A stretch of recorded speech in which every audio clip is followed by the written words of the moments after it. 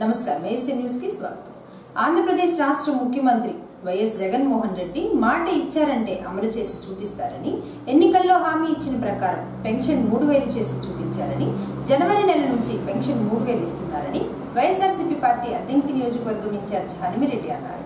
అద్దెంకి మండల పరిషత్ కార్యాలయంలో శుక్రవారం నూతన పెన్షన్ల పంపిణీ కార్యక్రమాన్ని ఏర్పాటు చేయగా ముఖ్య అతిథిగా హనుమిరెడ్డి హాజరయ్యారు. ముందుగా వైఎస్ జగన్మోహన్ రెడ్డి చిత్రపటానికి పాలాభిషేకం చేసి నూతన పెన్షన్లు పంపిణీ చేశారు. అనంతరం జరిగిన కార్యక్రమంలో హనుమిరెడ్డి మాట్లాడుతూ, గత టీడీపీ ప్రభుత్వంలో పెన్షన్ రావాలన్నా తీసుకోవాలన్నా నాయకుల చుట్టూ తిరుగుతూ వారి ఇళ్ల ముందు వేచి ఉండేవారని, వైసీపీ ప్రభుత్వం అధికారంలోనికి వచ్చిన తర్వాత వాలంటీర్ల వ్యవస్థ అమలు చేసి అర్హులందరికీ నేరుగా ఇంటికే ప్రతి నెల 1వ తేదీన పెన్షన్ నగదు అందిస్తున్నారని, తిరిగి మరలా 2024 ఎన్నికల్లో ముఖ్యమంత్రిగా జగన్మోహన్ రెడ్డిని చేసుకోవాలన్నారు. అద్దెంకి నుంచి వైసీపీ తరపున తను ఎమ్మెల్యేగా పోటీ చేస్తున్నారని, ప్రతి ఒక్కరూ తనను ఆశీర్వదించి అసెంబ్లీకి పంపించాలని హనుమిరెడ్డి తెలిపారు. మా మనోడని చెప్పి అందరూ కూడా ఎండిఓ గారు పిలవగానే వచ్చి ఈ రోజు ఇక్కడ అందరూ హాజరయ్యారు. ప్రతి ఒక్కరు కూడా జగన్మోహన్ రెడ్డి గారు ఈ రోజున పుట్టిన పాప దగ్గర నుంచి చనిపోయే వరకు ప్రతి మనిషికి కూడా జగన్మోహన్ రెడ్డి గారికి ఏదో ఒక హెల్ప్ చేసే ఆలోచనలో నడుస్తూ ఉంది ఈరోజు ఈ ప్రభుత్వం. ఇలాంటి ప్రభుత్వాన్ని మనం ఎన్నిసార్లైనా గెలిపించుకున్నా జగన్మోహన్ రెడ్డి గారు కొత్తగా అన్ని ఆలోచించి అందరికీ ఇంకా ఏం చేయాలని ఆలోచిస్తూ నడుస్తూ ఉన్నారు. అదే గతంలో ప్రభుత్వం చూసినట్టయితే ఏ విధంగా దోచుకోవచ్చు అని చెప్పి చూశారు. మీ అందరూ గుర్తు ఉండే ఉంటుంది. పెన్షన్లు తీసుకున్న వాళ్ళందరికీ కూడా గత ప్రభుత్వంలో మీరందరూ పంచాయతీ ఆఫీసుల దగ్గరికి వెళ్ళి అక్కడ కూర్చొని మంచినీళ్ళు లేక భోజనం లేక ఇంతకుముందే వాడిచ్చే 1000 రూపాయల కోసం కూర్చుంటే అందులో మళ్ళా 200-300 కమిషన్ ఇచ్చేది. ఈ రోజున రూపాయి కమిషన్ ఎక్కడ బ్రోకరేజ్ అనేది లేకుండా బ్రోకరేజ్ వ్యవస్థ మొత్తాన్ని జగన్మోహన్ రెడ్డి గారు నాశనం చేసి పెట్టారు. ఈ రోజున ఓన్లీ లబ్ధిదారుడు అర్హత ఉంటే ప్రతి ఒక్కరు కూడా ఇంటికి డోర్ డెలివరీ వచ్చినట్టు ప్రతిదీ కూడా ఇంటికి వచ్చి ఇచ్చిపోతా ఉన్నారు. అలాంటి జగన్మోహన్ రెడ్డి గారిని మనం ఖచ్చితంగా గౌరవించాలి. రేపు రాబోయే 2024 ఎలక్షన్లో మనం 175 సీట్లలో మన అద్దెంకి నియోజకవర్గం కూడా ఉంది. మన అద్దెంకి నియోజకవర్గాన్ని మనం అందరం గెలిపించి ఆ కృతజ్ఞత చూపాలని కోరుకుంటూ ఉన్నాను. అదేవిధంగా మీ రుణాన్ని జగన్మోహన్ రెడ్డి గారికి మీరు 2024 ఎలక్షన్లో తీర్చుకోవాలని కోరుకుంటా ఉన్నాను. నేను కూడా మీ రుణం ఖచ్చితంగా తీర్చుకుంటాను. మీరు నన్ను గిన ఇక్కడ ఆలోచించినట్టయితే ప్రేమించినట్టయితే నేను ఖచ్చితంగా మీ అందరిలో ఒకరిగా, మీ బిడ్డలాగా, మీ ఇంట్లో మనిషిలాగా ఖచ్చితంగా కష్టపడి మీ ముందే ఉంటానని చెప్తా ఉన్నాను. అలాగే ఈ రోజున ఒక జగన్మోహన్ రెడ్డి గారు ఉద్యోగి కాకుండా ప్రతి మనిషికి కూడా ఏదో ఒక రకంగా లబ్ధి చేకూరేలా చేస్తూ ఉన్నాడు. ఎవరింటికైనా సరే మాకు ఇది రాలేదు అనే ఆలోచన లేకుండా చేశారు. అదేవిధంగా ఇక్కడ అద్దెంకి రూరల్ మండలంలో చూసుకుంటే పెన్షన్లో గతంలో ఏదో మండలం మొత్తానికి 400 మందికి 500 మందికి ఇచ్చేసామని చెప్పి చేతులు కొట్టుకునేవాళ్ళు గత ప్రభుత్వాల్లో. జగన్మోహన్ రెడ్డి గారు అట్లా కాదు. పెన్షన్లు 3000 ఇస్తున్నాడు. అదేవిధంగా 7500 మందికి ఒక్క మండలం నుంచి పెన్షన్లు ఇస్తున్నారని చెప్పి గర్వంగా చెప్తా ఉన్నాను. అలాంటి జగన్మోహన్ రెడ్డి గారికి మనందరం కూడా రాబోయే ఎలక్షన్లో ఖచ్చితంగా కృతజ్ఞత చూపించి అత్యధిక మెజార్టీతో మనం జగన్మోహన్ రెడ్డి గారికి అద్దెంకి నుంచి ఎమ్మెల్యే అభ్యర్థిని ఇవ్వాలని చెప్పి కోరుకుంటూ సెలవు తీసుకుంటున్నాను. అందరికీ థ్యాంక్ యూ. అందరూ కూడా పాల్గొనగా కోరుతున్నాం. అందరూ నాయకులు కూడా ఈ యొక్క కార్యక్రమంలో పాల్గొంటున్నారు.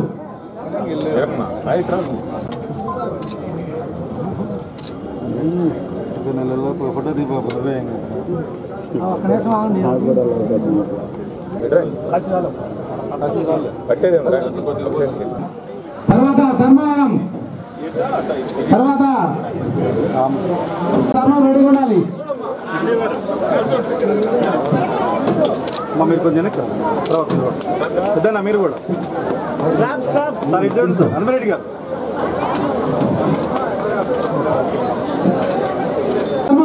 రెడీ. ధర్మవరం కోట తిరుపతి రెడ్డి, ఆల్లూరు వెంకటేశ్వర్లు, అన్నీరు కోటేశ్వరమ్మ,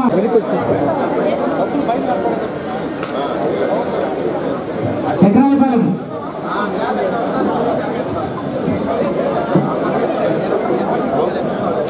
చెన్నమ్మ, మల్లెపెట్టి నందీశ్వరరావు, చక్రాలపాలెం వెల్పేట గారికి కూడా తమ వంతు సహాయం అందించాలని కోరుకుంటూ సెలవు తీసుకుంటున్నా.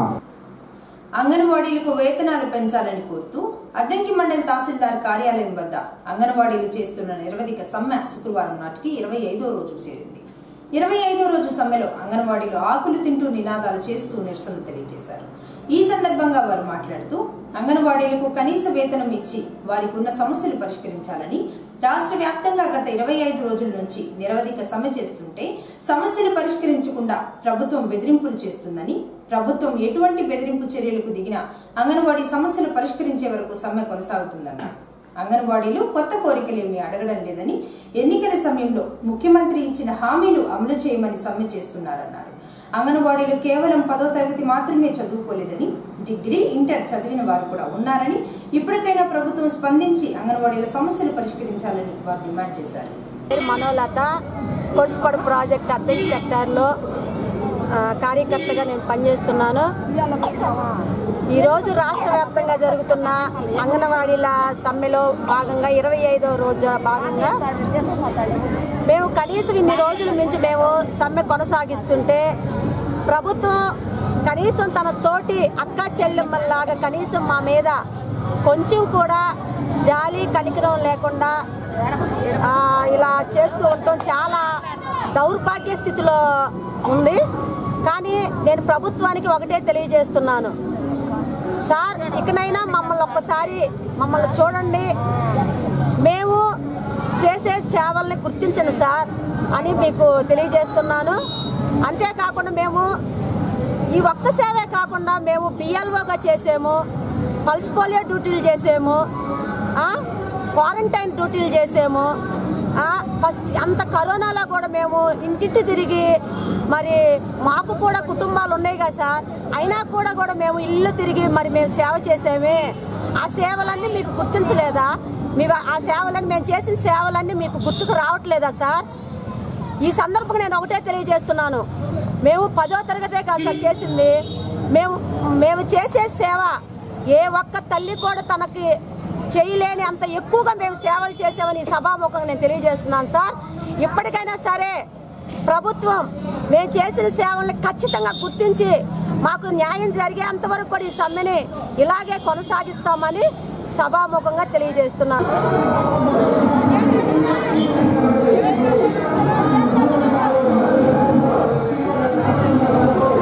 ప్రభుత్వం అంటే వైఖరి, ప్రభుత్వం అంటే వైఖరి, ప్రభుత్వం అంటే వైఖరి, ప్రభుత్వం అంటే వైఖరి, ఆకులు తినమని బతుకుతున్న ప్రభుత్వం అంటే వైఖరి నశించాలి. ఆకులు తిని బతుకమంటున్న ప్రభుత్వం అంటే వైఖరి నిరంకుశ వైఖరి, అంగన్వాడీల పట్ల నిరంకుశ వైఖరి, అంగన్వాడీల పట్ల నిరంకుశ వైఖరి, అంగన్వాడీల పట్ల ప్రభుత్వ నిరంకుశ వైఖరి, అంగన్వాడీ ప్రభుత్వం నిరంకుశ వైఖరి. ఇదే మీ రాజ్యం, ఇదే మీ రాజ్యం, ఇదే మీ రాజ్యం, ఇదే మీ రాజ్యం, ఇదే మీ రాజ్యం, ఇదే మీ రాజ్యం, ఇదే మీ రాజ్యం.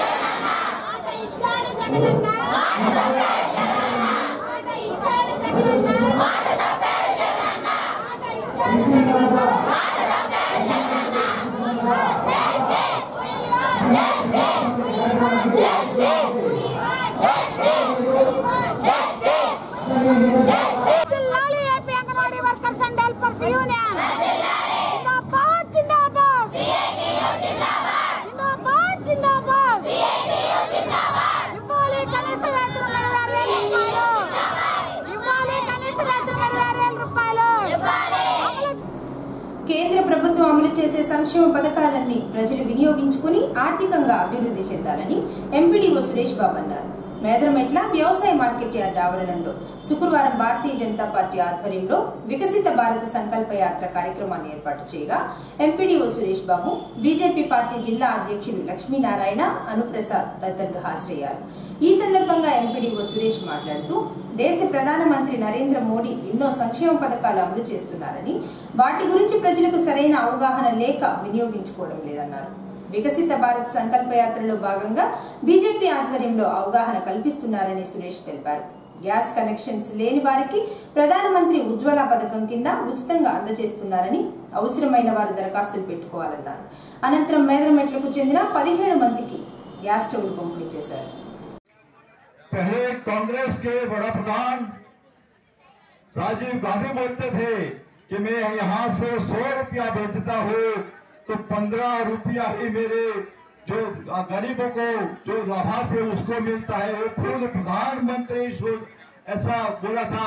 तो अब अपने नरेंद्र भाई मोदी जी बोलते हैं कि मेरे 100 रुपये भेजते हो, 100 रुपया आपको मिलता है।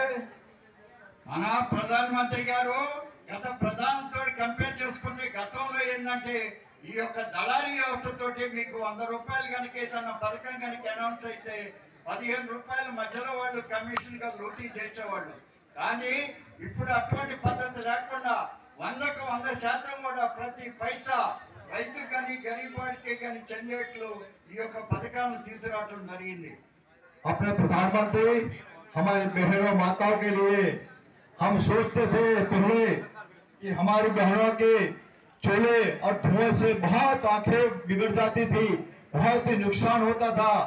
इसीलिए अपने प्रधानमंत्री जी ने उज्ज्वला योजना से अपनी बहनों का बहुत ही आशीर्वाद लिया है।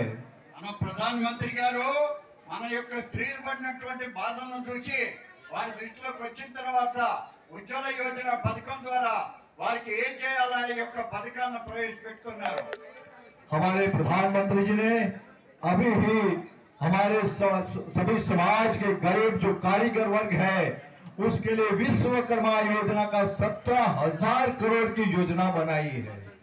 మన ప్రధానమంత్రి గారు విశ్వ యోజన కార్యక్రమం కింద 17,000 కోట్ల రూపాయలను ఇప్పుడు అందరికి కూడా లబ్ధిదారులు కూడా పంచడం జరిగింది.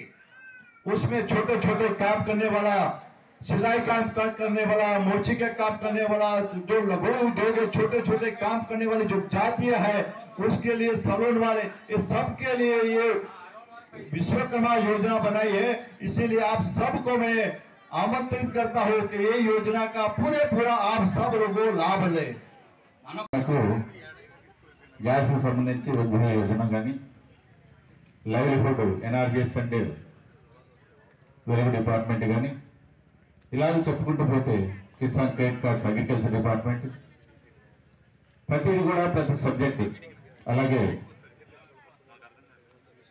సివిల్ సప్లై రేషన్ కార్డ్స్ కానివ్వండి, ఈ రకంగా ప్రతి పథకం గ్రౌండ్లో అనగా క్షేత్రస్థాయిలో ఏ రకంగా లబ్ధిదారులకు అందజేయబడుతుంది. ఆ పథకాల పట్ల ప్రధానమంత్రి గారు ప్రవేశపెట్టిన పథకాలు ప్రజలకు అవగాహన ఉందా లేదా అనేటువంటి ఒక ఉద్దేశంతో ఎంతో భారమైన పడినప్పటికీ కూడా ఇప్పుడు మన జిల్లాలో 4 రూట్లకు 4 వెహికల్స్ పంపించడం జరిగింది. ఈ ప్రచార రథం దాని ప్రక్కన వాళ్ళు కోఆర్డినేటర్స్ వాళ్ళందరూ కూడా ఈ యొక్క కార్యక్రమాన్ని చక్కగా నిర్వహిస్తున్నారు. అయితే లబ్ధి పొంది ఇప్పుడు జనరల్ ఏంటంటే ఎంతసేపు ఎవరు మాట్లాడినా రాష్ట్ర ప్రభుత్వ పథకాలు కావచ్చు, కేంద్ర ప్రభుత్వ పథకాలు కావచ్చు, లబ్ధి పొందిన వాళ్ళు ఇలాంటి కార్యక్రమానికి హాజరు కావాలి. మీ అందరికీ ఇంటిమేషన్ ఇస్తున్నారు, అలాగే సమాచారం వాలంటీర్ల ద్వారా మీకు అందరికీ అందుతుంది. అయినప్పటికీ ఎప్పుడో ఒక రోజుకి ఒకసారే కదా.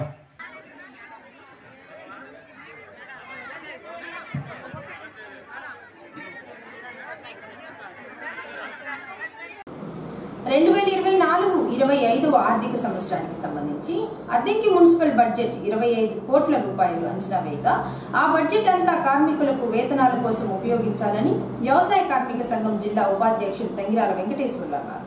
ఆంధ్రప్రదేశ్ రాష్ట్రంలో ఉన్న పారిశుద్ధ్య కార్మికులను రెగ్యులర్ చేయాలని కోరుతూ అద్దెంకి మున్సిపల్ కార్యాలయం వద్ద పారిశుద్ధ్య కార్మికులు చేస్తున్న నిరవధిక సమ్మె శుక్రవారం నాటికి 11వ రోజుకు చేరింది. 11వ రోజు రోడ్డు మీద వంట వార్పు చేస్తూ వారి డిమాండ్స్ పై నినాదాలు చేస్తూ నిరసన తెలిపారు.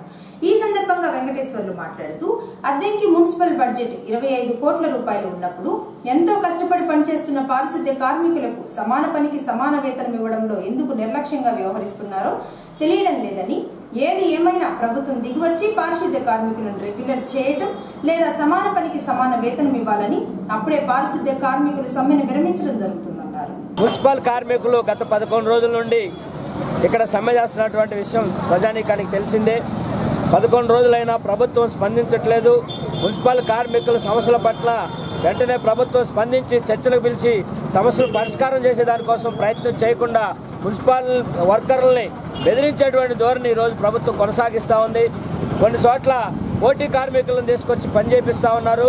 అదేమంటే సమ్మె చేస్తున్నారు కాబట్టి మేము ముందు పని జరగాలని చెప్పి చెప్తా ఉన్నారు.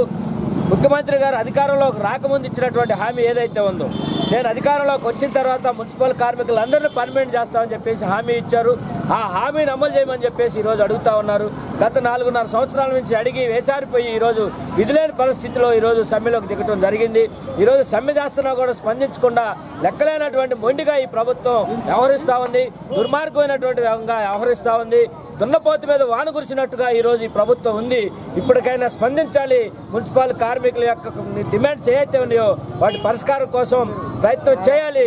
వాళ్ళని డిమాండ్స్ని పరిష్కారం చేయకపోతే రాబోయే కాలంలో మిగతా వర్కర్స్ని కూడా ఏదైతే పోటీ కార్మికుల్ని రోజువారీ వర్కర్స్ని ఈరోజు కోవిడ్లో తీసుకున్నటువంటి వర్కర్స్ దాటి కొంతమంది చేత పనిచేపిస్తున్నారు. అట్లాంటి వాళ్ళు కూడా నిలుపుదల చేయాల్సినటువంటి పరిస్థితి రాబోతా ఉంది. అదేవిధంగా ఎమర్జెన్సీ సర్వీసులు, మంచినీళ్లు, కరెంటు, ఇంజనీర్ వర్కర్స్ కూడా ఈరోజు సమ్మెకి సపోర్ట్గా వస్తూ ఉన్నారు. నిన్న మొన్నటి దాకా ఉన్నటువంటి అన్ని యూనియన్లు లేవని చెప్పేసి ప్రభుత్వం ఒక దుష్ప్రచారం చేసింది. మొత్తం యూనియన్లన్నీ ఈరోజు రాష్ట్ర వ్యాప్తంగా సమ్మెలో కొనసాగుతా ఉన్నాయి. అందుకని ఎమర్జెన్సీ సర్వీసులు కూడా సమ్మెలోకి రాబోతా ఉన్నారు. అక్కడ దాకా తెచ్చుకోవద్దు ప్రభుత్వం, స్పందించండి. వీళ్ళకి ఇచ్చేటువంటి వేతనాలకు ఏదో ఈ రాష్ట్ర ప్రభుత్వం బడ్జెట్ ఏదో పోయేది లేదు. అందుకని మేము చెబుతా ఉన్నాం. నిన్న కాక మొన్న రాబోయే సంవత్సరానికి అద్దెంకి మున్సిపాలిటీ బడ్జెట్ ప్రకటించారు. ఎంత 24 కోట్ల రూపాయల బడ్జెట్ ప్రకటించారు.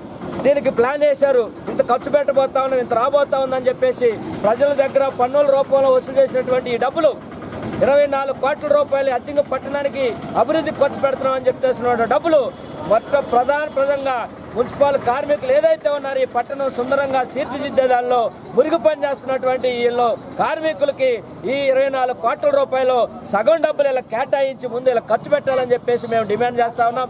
ఇట్ట కాకుండా లైటులకి, రోడ్డులకి, చెరువులు బాగు చేసుకోవటానికి చేయకుండా బిల్లులు చేసుకున్నటువంటి పరిస్థితి, పెద్ద అవినీతి జరిగి డబ్బులన్నీ పక్కదారి పెట్టేసి పోతా ఉన్నాయి. అందుకని ఈ అవినీతిని అరికట్టితే ఖచ్చితంగా మున్సిపల్ కార్మికులు డిమాండ్లు ఇదేం పెద్ద ఉద్యమ కోరికలు కాదు, తీర్చలేని కాదు. పాదయాత్ర చేసేటప్పుడు మీరు ఇచ్చే హామీలే కదా, మేము ఉన్నాము వెనక, మేము ఉన్నాము అని అన్నీ చెప్పారు. మరి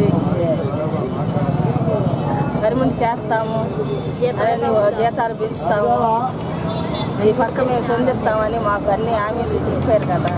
మరి ఈరోజు రోడ్డు పాలయ్యాము మేము. మరి మా పరిస్థితిని ఆలోచించేవాళ్ళు సార్. మున్సిపల్ కార్మికుల సమ్మెను జయప్రదం చేయండి. 11వ రోజు మున్సిపల్ కార్మికుల సమ్మెను నశించాలి. ప్రభుత్వం వంటి వైఖరి నశించాలి. మున్సిపల్ కార్మికుల పట్ల ప్రభుత్వం వంటి వైఖరి 11 రోజులు అవుతున్నా స్పందించిన ప్రభుత్వం వంటి వైఖరి నశించాలి. ప్రభుత్వం వంటి వైఖరి నశించాలి. ప్రభుత్వం వంటి వైఖరి నశించాలి. ప్రభుత్వం వంటి వైఖరి పరిష్కరించాలి. మున్సిపల్ కార్మికుల సమస్యలు వెంటనే చేయాలి. మున్సిపల్ కార్మికులను చేయాలి. మున్సిపల్ కార్మికులను చేయాలి. మున్సిపల్ కార్మికులను చేయాలి. మున్సిపల్ కార్మికులను జయప్రదం చేయండి. మున్సిపల్ కార్మికుల సమ్మెను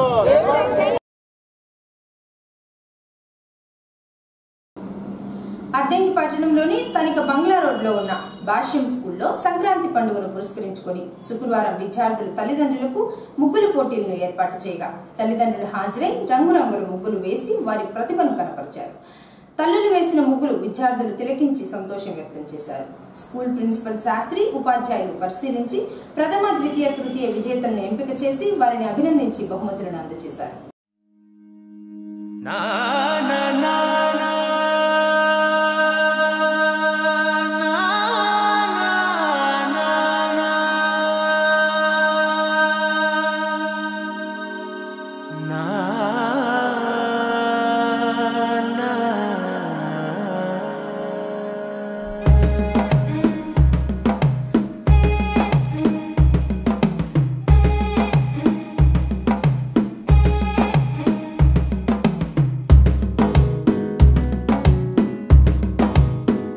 మెల్లగా తెల్లారిందో ఎలా, వెలుతురే తెచ్చేసిందో ఇలా, పోసి నవ్వులతో మెరిసే పసిపాపల్లా, చేదతో బావులలో గలగల, చెరువులో బాతుల ఈతల కళ, చేదుగా ఉన్న వేపను నమిలే వేళ, చుట్ట పొగ మంచుల్లో చుట్టాల పిలుపుల్లో మాటలే కలిపేస్తూ మనసారా మమతల్ని పండించి అందించు హృదయం.